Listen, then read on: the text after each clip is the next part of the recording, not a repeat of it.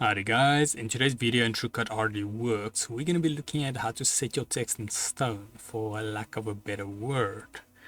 And this will be for the text tool. But before that, let's have a quick intro first.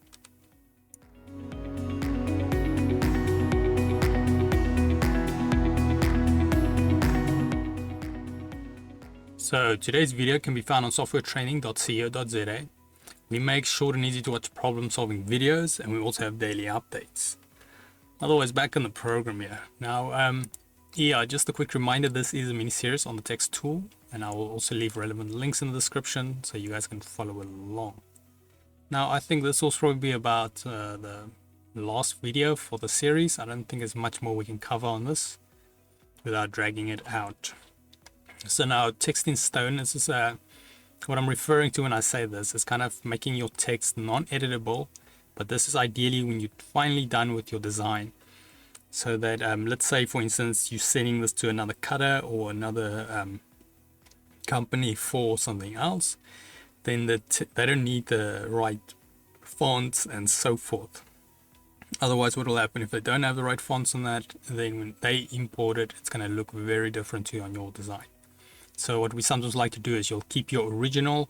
So after you've done your design, then you'll save another copy of it. And that one you will make kind of non-editable, you can say, in many ways. So that way, when they get it, it's going to look exactly the same as what it looked like on your side.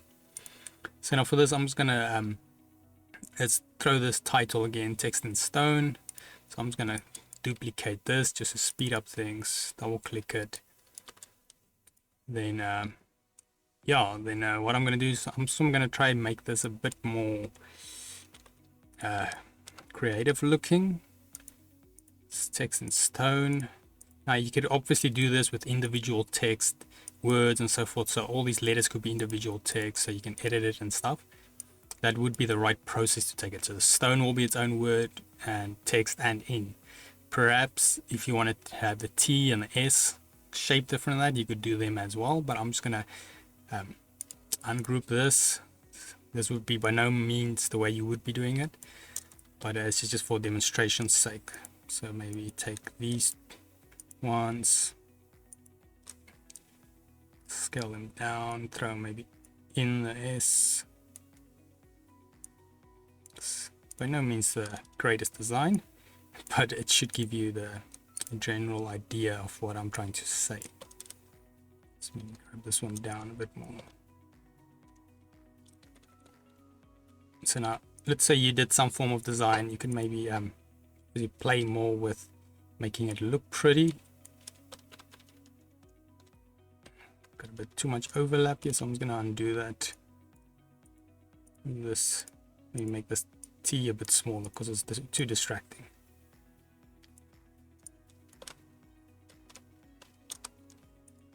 So now let's say you've got something on this line and all of this is still editable, so you can change the text, the font and so forth. Then what you'll do is the step I took there. So you'll select all your text and then you go, but obviously make sure you first go File, Save As, and make a copy of this. Otherwise you're going to be doing it to your original as well. And then what you want to do is you select all of it and then you simply go to Ungroup. Select Ungroup, then it will destroy your text ability. So now this has turned it into shapes. So you can see there, if I go to the node editor, this is all shapes. So then once you're done, or once you're ready, you can just select all of this again, hit it back into a group. So then if you have to move it around on that, it is easy because it's all one group. And then you export it or save your file, send it to the client or the place is going to be your cutting, and then this file will be, it should look exactly the same when it finally gets to their site.